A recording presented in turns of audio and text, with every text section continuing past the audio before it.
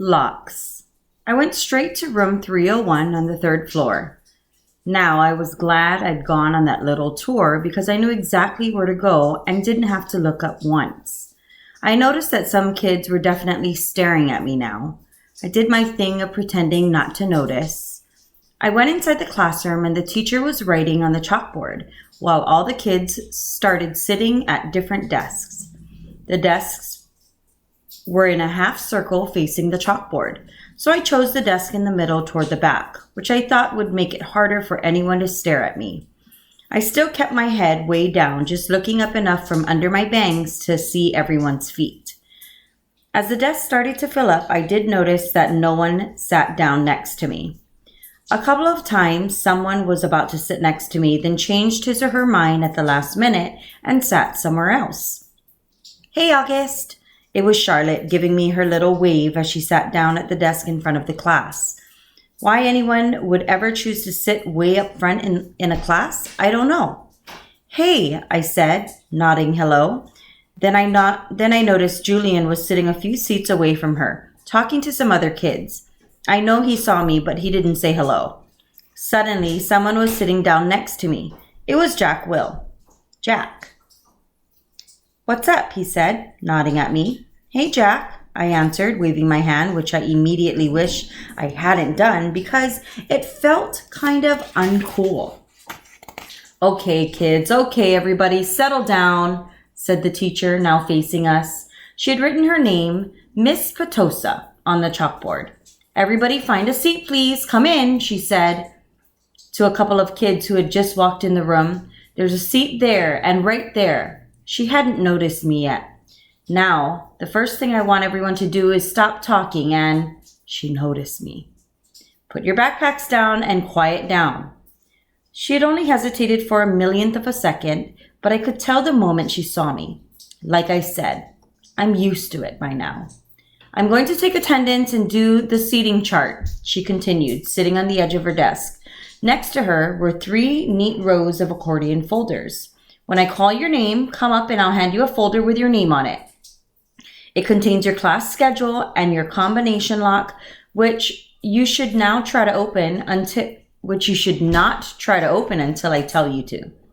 Your locker number is written on the class schedule. Be forewarned that some lockers are right outside of the class but down the hall. And before anyone even thinks of asking, no, you cannot switch lockers and you can't switch locks. Then if there's time at the end of the period, we're all going to get to know each other a little better. Okay? Okay."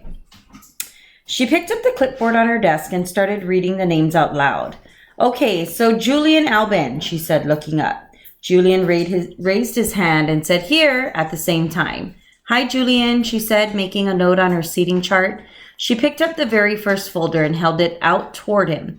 "Come pick it up," she said, kind of no nonsense. He got up and took it from her. "Zemina Chin."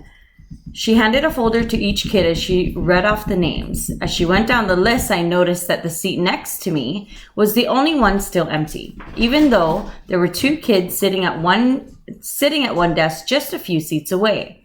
When she called the name of one of them, a big kid named Henry Joplin, who already looked like a teenager, she said, "Henry, there's an empty desk right over there. Why don't you take that seat, okay?" She handed him his folder and pointed to the desk next to mine. Although I didn't look at him directly, I could tell Henry did not want to move next to me, just by the way he dragged his backpack on the floor as he came over, like he was moving in a slow motion. Then he plopped his backpack up really high on the right side of the desk, so it was kind of like a wall between his desk and mine. "Maya Markowitz," said Miss Petosa. Miss Petosa was saying. "Here," said a girl about 4 desks from me. "Miles Norrie." "Here," said that kid that had been sitting with Henry Joplin. As he walked back to his desk, I saw him shoot Henry a poor you look. "August Pullman," said Miss Petosa. "Here," I said quietly, raising my hand a bit. "Hi, August," she said, smiling at me very nicely when I went up to get my folder. I kind of felt everyone's eyes burning into my back for the few seconds I stood up in front of the class, and everybody looked down when I walked back to my seat. I resisted spinning the combination when I sat down, even though everyone else was doing it. because she had specifically told us not to. I was already pretty good at opening locks anyway because I've used them on my bike. Henry kept trying to open his lock but couldn't do it. He was getting frustrated and kind of cursing under his breath. Miss Petosa called out the next few names. The last name was Jack Will. After she handed Jack his folder, she said, "Okay, so everybody write your combinations down somewhere safe that you won't forget it, okay? But if you do forget, which happens at least 3.2 times per semester, Mrs. Garcia has a list of all the combination numbers. Now go ahead, take your locks out of your folders and spend a couple of minutes practicing how to open them." Though I know some of you went ahead and did that anyway. She was looking at Henry when she said that. And in the meanwhile, I'll tell you guys a little something about myself. And then you guys can tell me a little about yourselves. And we'll get to know each other. Sound good? Good. She smiled at everyone, though I felt like she was smiling at me the most. It wasn't a shiny smile like Mrs. Garcia, but a normal smile, like she meant it. She looked very different from what I thought teachers were going to look like. I guess I thought she'd look like Miss Frau from Jimmy Neutron, an old lady with a big bun on the top of her head, but in fact, she looked exactly like Mon Mothma from Star Wars Episode V1, which is 11 or 6. Haircut of like a boy's, and big white shirt, kind of like a tunic.